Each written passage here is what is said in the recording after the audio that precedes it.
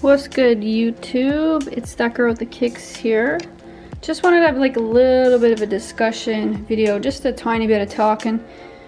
First on the list is Courtside Cares. So Courtside is a shoe store in, I think they're in New Brunswick, Nova Scotia, and PEI.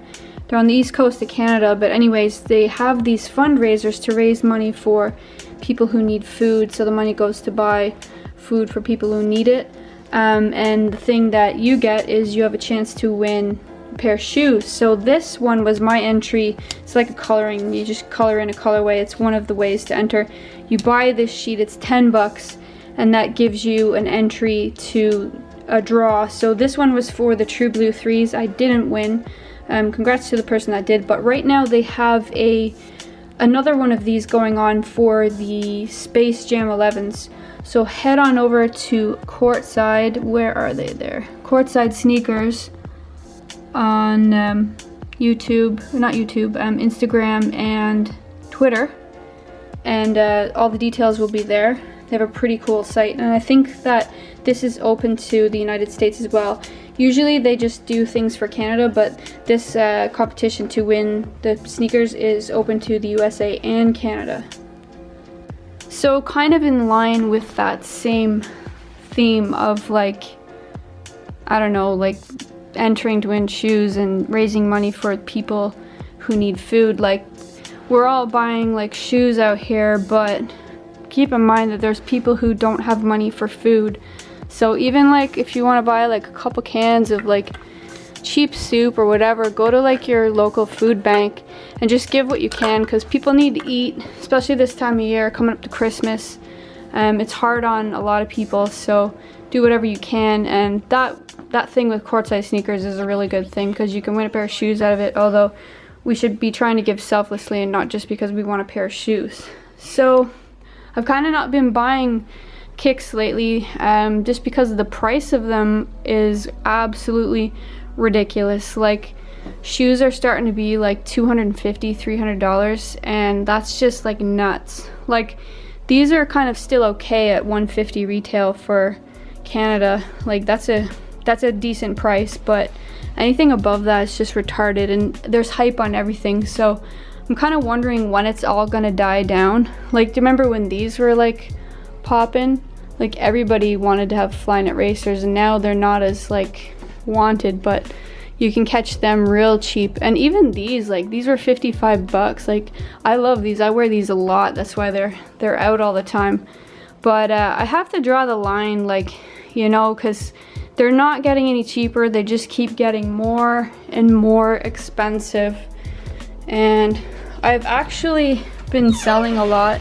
Doesn't look like it just because I keep moving things around, but I sold most of my LeBron collection. This is just what's left of the LeBrons, only because I found that lately, I'm gonna sell those. Lately, I think my feet have grown, and I know that's a little bit strange given that my feet stopped growing like over 20 years ago. And it's not like I think my feet have grown longer, it's just they've got a little wider or something around here, so a lot of my kicks pinch.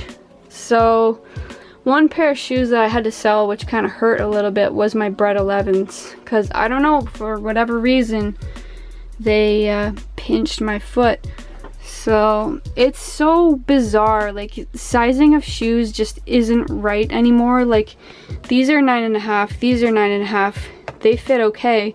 But the Bred 11s, which were also a 9.5, were pinching my toe, and I had to let them go. Breaks my fucking heart. I still wear 9.5 in most J's, but you can see size 9 up here. These are like size 9, size 9.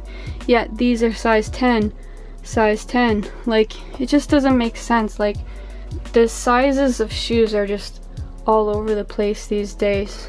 But I did move an awful lot of pairs over the summer, which was great. It's awesome to kind of get things organized. There's a big gaping hole there. Most of the time I'm wearing these wheat Air Force ones too, given that it's winter.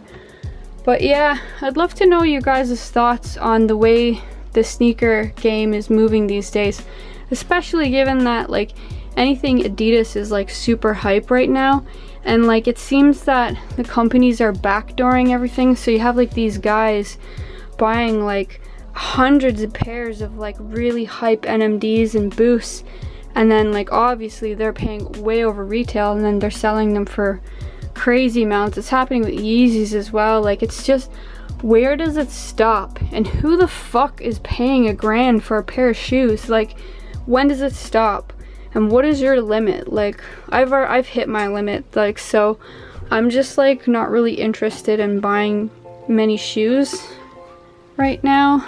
I mean, of course there's stuff that I like and would want, but I can't justify the money. So yeah, let me know what you guys think of all that, your thoughts on all of that. And yeah, also one last thing that I wanted to touch on was a tweet from T. Blake where he said that YouTube is becoming like so commercialized with all the videos looking like ads, and he's so right. Like, and I actually said like I miss the days when vids were organic. Like I'm just sitting here with my camera moving it around, like I'm not trying to make something overproduced. I mean, Jesus, I could if I wanted to. I could get my DSLRs out and I could stick them up on tripod and I could get lights and I could go all fancy, but I don't really want to do that. I'm not like some fucking Hollywood like director. I'm just making videos about shoes. I like the organicness of like, this is a shoe I picked up, this is what I like about it, this is what it looks like on feet, you know? But yeah, let me know what your thoughts are on that also. Anyways, enough rambling. This girl wants to get out. She's kind of annoyed, so I'm gonna bring her out now. But thanks a million for watching. If you like this video, hit that thumbs up and subscribe if you're new, and I'll catch you on the next vid.